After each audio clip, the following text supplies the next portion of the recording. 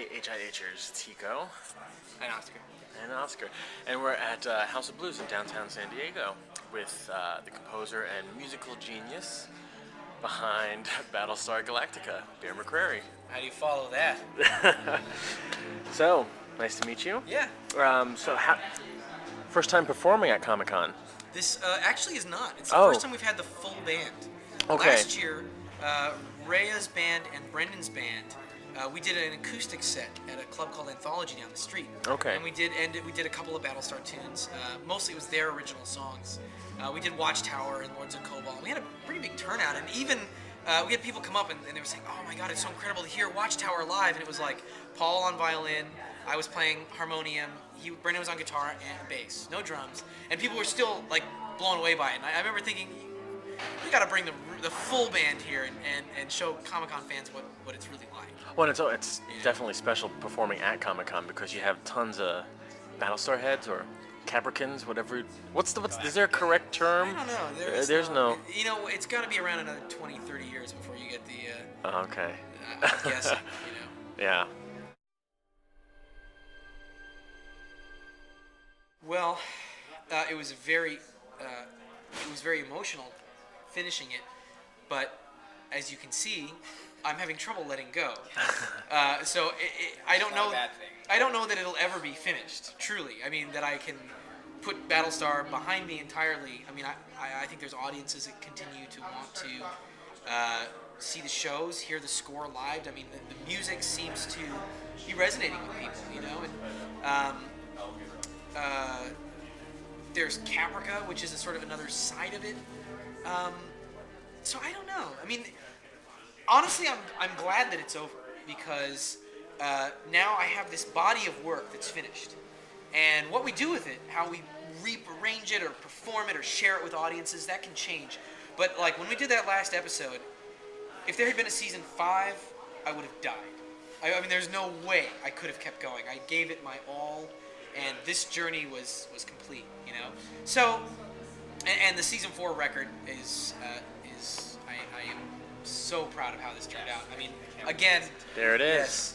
this record is my greatest achievement as a musician so far, and I think it might be a while before I ever top it. But so I'm proud of this. Maybe we'll do a live record or a live DVD, or I can release. I have a bunch of unreleased music. I mean, there's a lot of stuff we can keep doing without having to continue making Battlestar episodes because the story was coming to an end, and it did end very well.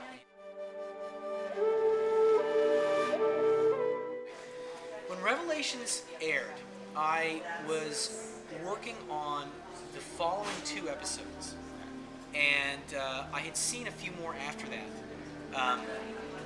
But what I was referring to was, in fact, Someone to Watch Over Me, which I had been on the set working on, and I was already writing all these piano pieces. And while the piano pieces did not match the grandeur and the epic scope of that piece that I wrote for Revelations, the integration of the music in that episode was the most daring thing I have ever seen, in my opinion, on television or arguably in movies. I mean, I don't mean to compare my music to the person I'm about to bring up, because it doesn't. But the approach was similar to Close Encounters, where they clearly had to come up with this little 5-note thing in advance, and the entire film was based around this.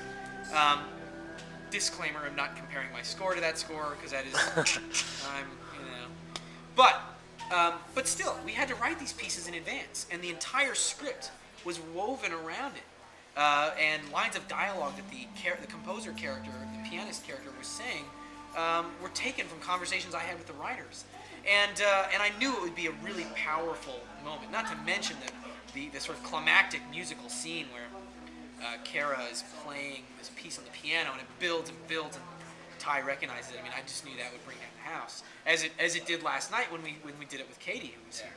And as it did at the grand performance. Yes, we actually. Which you didn't even mention that she was gonna be there. You didn't say you're gonna have a special. We wanted to surprise people, and honestly, it came up at the last minute. Katie and I were talking on the phone and emailing, and I said, "Hey, you want to come to the show?" And she said yes. And then I said, "Hey, you could get up there and play piano." And she goes, "Okay." And then I go, okay, well, come to sound check and we'll rehearse. And she goes, okay. And then she showed up and I go, so were you being serious? And she goes, were you? And I go, well, yeah. And we tried it out and it worked out. I mean, it was really sort of spontaneous. You know?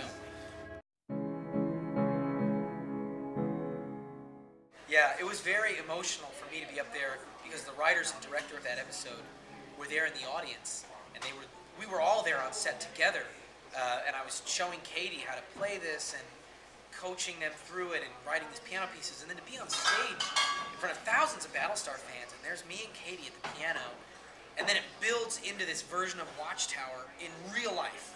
You know, it's not an editorial, it's not on this scoring stage, it's like, there it is. The band is there, I'm there, Katie's there, and Michael Nakin and David Weddle and Bradley Thompson are in the audience with everybody else, getting to just experience this thing that we created.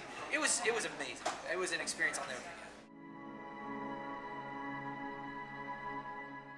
You have to make creative sacrifices, of course.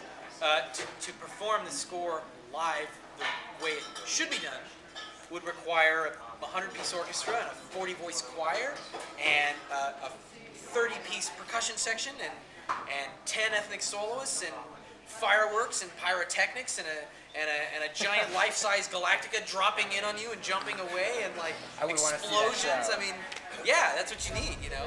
But the funny thing is, I feel like when we perform this live, you feel that. I mean, it's huge. It's so loud and bombastic and powerful that you don't notice that. Well, on the record we had 40 tracks of drums or sometimes 60, and up here we only have 4 guys. But it's huge. It's powerful. So it works. It's the difference between being live and being able to share it with the audience. I mean, in many ways we go through and I kind of rearrange it as we go and figure out new ways to approach the material, But again, it's interesting because technically you say, well, we're making it smaller for the show, but it doesn't feel small. When you're here in the audience, it feels bigger. Oh yeah.